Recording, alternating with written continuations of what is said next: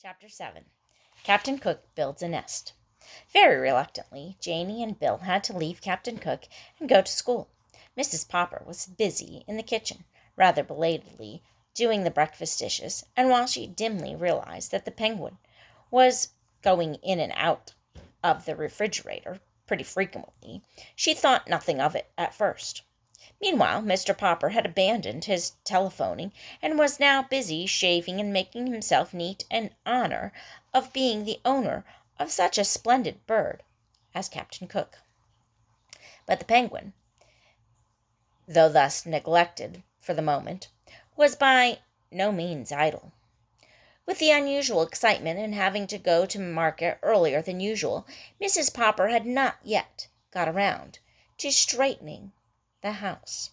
She was an excellent housekeeper. Still, with two children like Janey and Bill and a husband with such untidy ways, there is no denying the fact that she had to pick up the place rather frequently. Captain Cook was now attending to the picking up. In the corners of every room he prowled and poked and pecked with a busy thoroughness. Into every closet he stared with his white circled eyes. Under and behind all the furniture he crowded his plump figure with little subdued cries of curiosity, surprise, and pleasure. And each time he found what he seemed to be looking for. He picked it up in the black end of his red beak and carried it, waddling proudly on his wide pink feet, into the kitchen and into the icebox. At last it occurred to Mrs. Popper to wonder what on earth the busy bird was up to. When she looked, she could only scream to Mr. Popper to come quickly and see what Captain Cook had done now. Mr. Popper himself, looking rather remarkable, as Mrs. Popper noticed later, joined her in staring with astonishment into the refrigerator.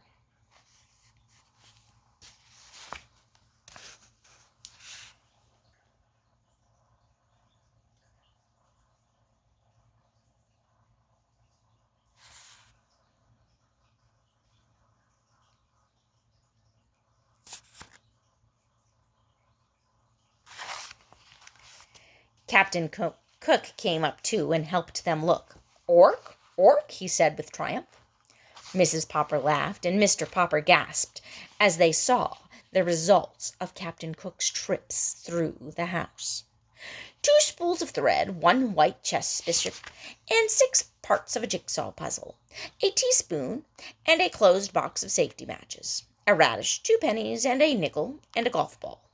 2 pencil stubs, 1 bent playing card, and a small ash tray, 5 hairpins, an olive, 2 dominoes, and a sock, a nail file, 4 buttons, and of various sizes, a telephone slug, 7 marbles, and a tiny doll's chair, 5 checker pieces, a bit of graham cracker, a Parcheesi cup, and an eraser, a door key, a button hook, and a crumpled piece of tin foil, half of a very old lemon, the head of a china doll, Mr. Popper's pipe, and a ginger ale cap, an ink bottle cork, 2 screws, and a belt buckle, 6 beads from a child's necklace, 5 building blocks, a darning egg, a bone, a small harmonica, and a partly consumed lollipop, 2 toothpaste lids, and a small red notebook. "I guess this is what you call the rookery," said Mr. Popper. "Only he couldn't find any stones to build his nest with." "Well," said Mrs. Popper, "those penguins may have heathen ways at the South Pole, but I declare I think this one is going to be quite a help around the house." "Ork," said Captain Cook, and strutting into the living room, he knocked over the best lamp. "I think, Papa," said Mrs. Popper, "that you had better take Captain Cook outside for a little exercise. Good gracious, but you're all dressed up. Why, you look almost like a penguin yourself."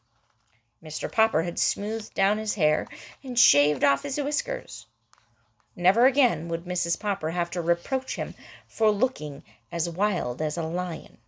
He had put on a white shirt with a white tie and a white flannel trousers and a pair of bright tan oxblood shoes.